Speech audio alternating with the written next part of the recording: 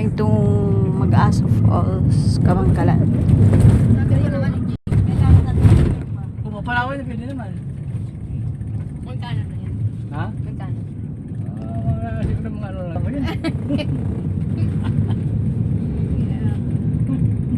In 200 meters, turn right. Binatiyog ang tasang lakyan eh. Mugya po na eh.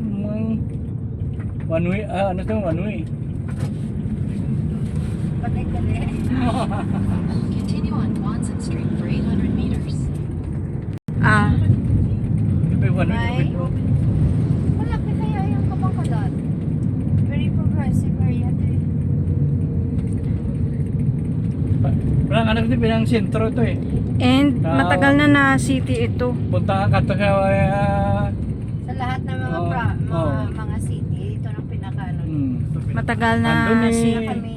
Paspalay, ano siya, sentro eh. In 200 meters, Sentro siya para sa Silay. Kaya ano siya, intersection eh. Yung mga turn left. Saka lahat ng mga ano, ito ang mga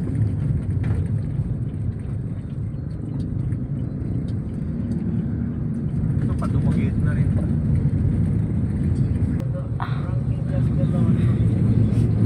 kasi malawak yung area ng Kamangkalan.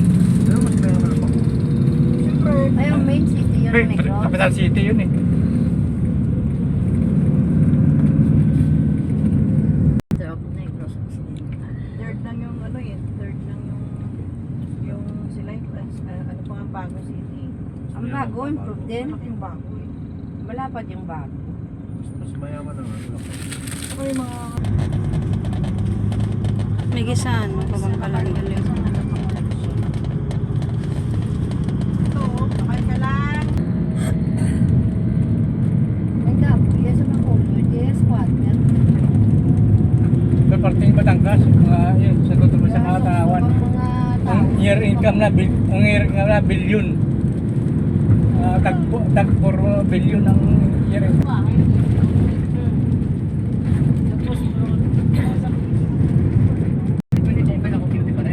Oh, baka maring hindi pa si Ano na sa men? sige. Informal naman test eh, ang biyahe ko dito, mga Flood control project. mga 23 pa. Mga magigit, hindi mo lang makuha tingin na map. Lahat yun, kukuhanin ng gobyerno. Kasi doon galing ang pera nila eh. Oh. Hindi ba di- Oh. Sila. Imagine ka. Di luto, bigay. Daw tapos ito, biling-bilingan.